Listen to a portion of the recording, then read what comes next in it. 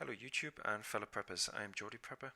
Now I'm putting a warning at the beginning of this video because it's not due to the content, it's simply from the knowledge that I gained whilst I was doing the experiment, and for some reason which wasn't apparent to me when I was actually doing the experiment, it was only when I'd finished taking the footage and I'd started editing it that the carbon monoxide alarm, which you've just seen go off, started to go off. And it's obviously apparent now that at some stage during the experiment there was some carbon monoxide released from somewhere.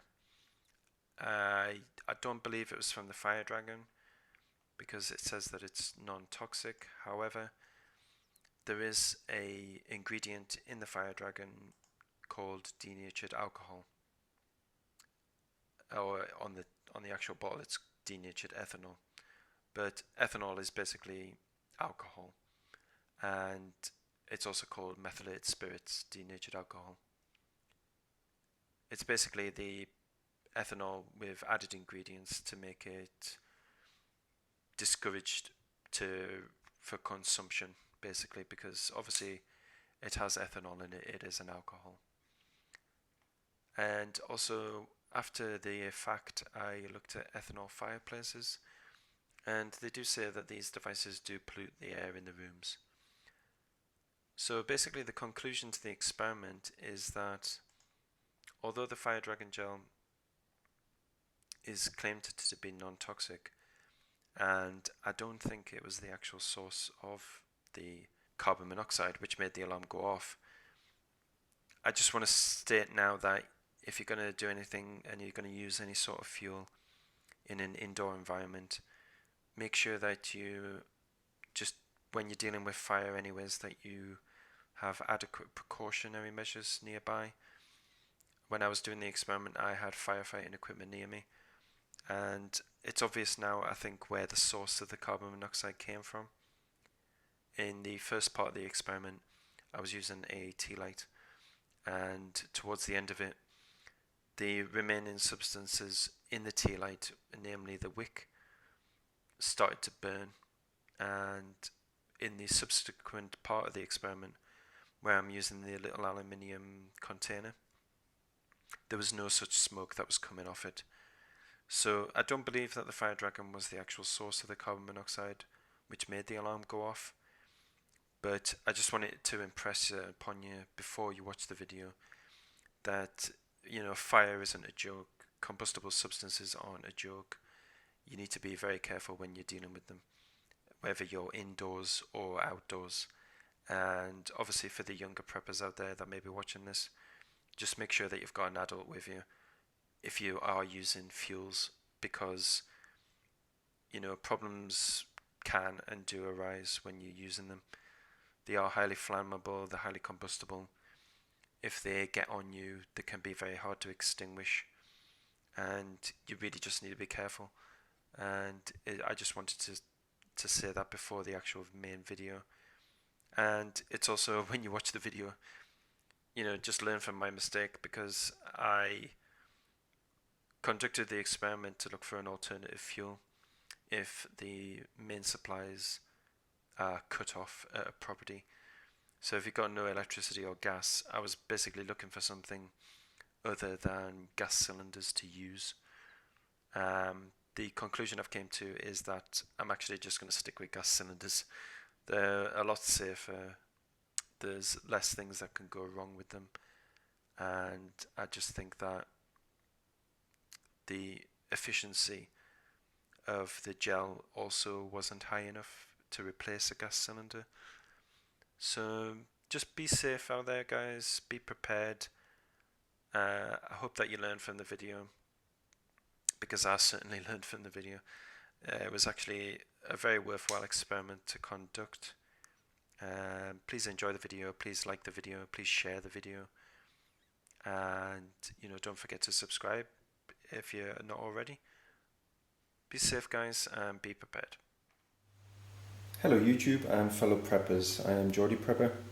Today we're going to be looking at solutions for fuel if the grid's down in a bugging situation, or if any other emergency cuts off the natural supply of fuels that you use in your property, such as electricity and gas.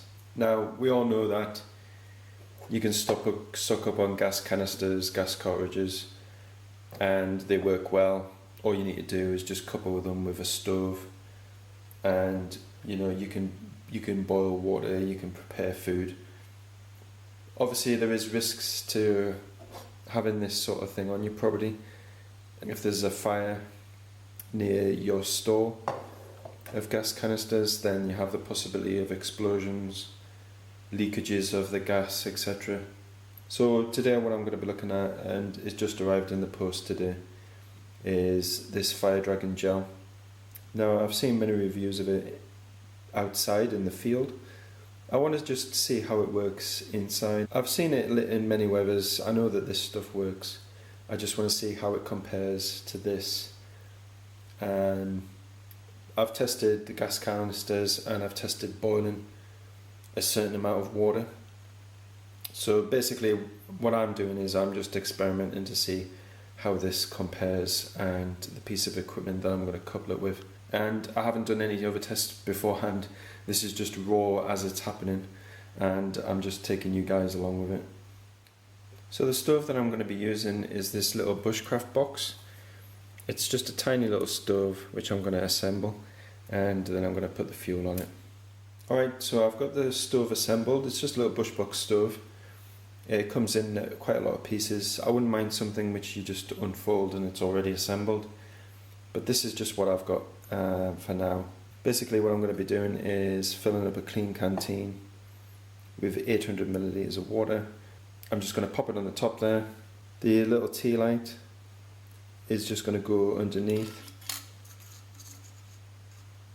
on the raised vented section here. I'm going to fill up the tea light with some Fire Dragon gel. We're going to light it, and then we're just going to see how long it takes to boil 800 millilitres of water in a clean canteen using the Fire Dragon gel.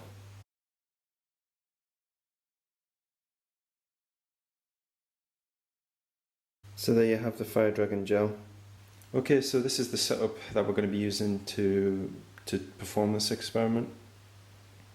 We're dealing with flames, we're dealing with fire, and we're dealing with a flammable substance.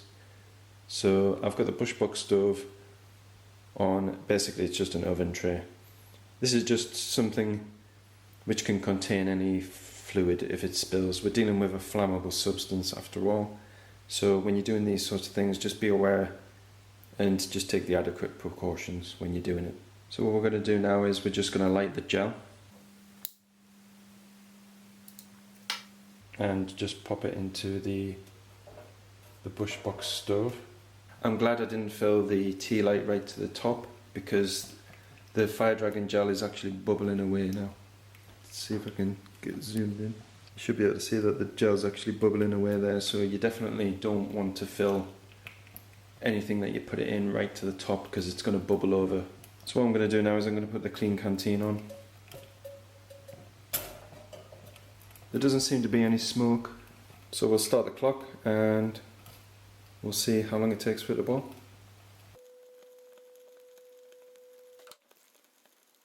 I don't know how well it's picking it up on the camera there, but that section of the bushbox stove is actually glowing red with the heat.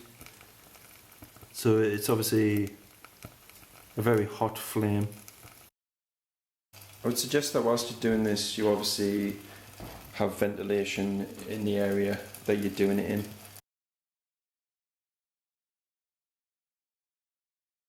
Seven and a half minutes in, and it actually looks like the Fire Dragon gel is starting to run out. So I may have to fish that tea light candle out and add some more fuel in. The water isn't boiling yet. And the leftovers from the candle are starting to burn now, which is giving off a bit of smoke. So I'm not sure using a candle is actually the best thing. I might have to rethink this. So 10 and 3/4 minutes in, and it's still burning away, the water's still heating up, but I don't think that using the tea light was actually the best idea. The was obviously a little bit of material like the wick of the previous candle in there, and the material is obviously burning and it's giving off a little bit of black sooty smoke. You can see on the bottom of the clean canteen that it's starting to soot up, and the flame's actually almost nearly extinguished now, so I don't think using the tea light was the best idea. I'm going to have to think up something else to use, and also it needs to be something which is a little... the flame's just gone out now. It needs to be something which can fit inside the bushbox stove, but is larger than the tea light, because that just wasn't enough fuel to boil the water. Right guys, so the tea light was an epic fail, to be honest. There wasn't enough fuel in it, and obviously there's still some material left, some wax and a bit of the wick there, which burnt off and produced a really sooty smoke. So I've had a little rethink about it, and what I've done is I've just created out of kitchen foil. Basically it's just like a little tray, and it has a much bigger area, as you can see, compared to the tea light. It's got a much bigger area, much bigger space to put fuel in, so it should burn across a bigger area along the base of the clean canteen, and it should burn longer, and then hopefully it's going to boil the 800 millilitres of water. So let's fill it up with fuel, get it lit, and let's kick it off.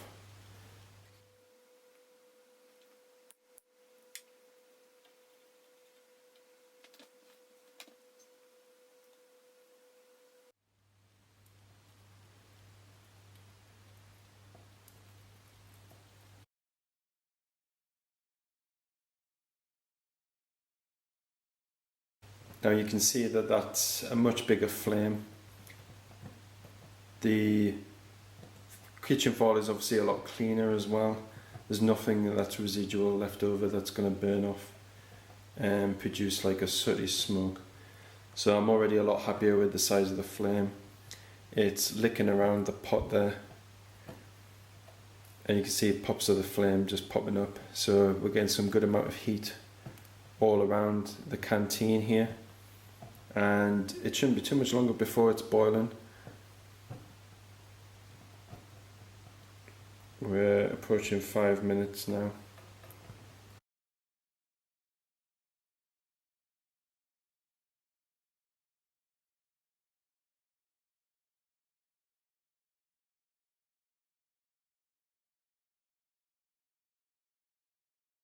Well, you can see there that the first batch of the gel has ran out. The silver foil container though held up very well,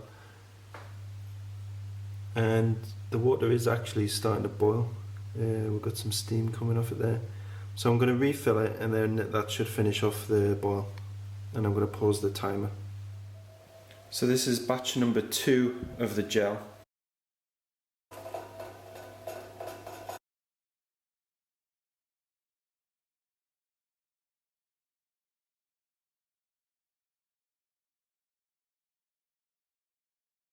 So it is 14 minutes now, and we're starting to get a nice rolling boil there. Well, no sooner had I put the kettle on with the rest of the water, the fuel actually ran out. So that roughly took a third of a bottle of the Fire Dragon gel to boil 800 millilitres of water in a clean canteen.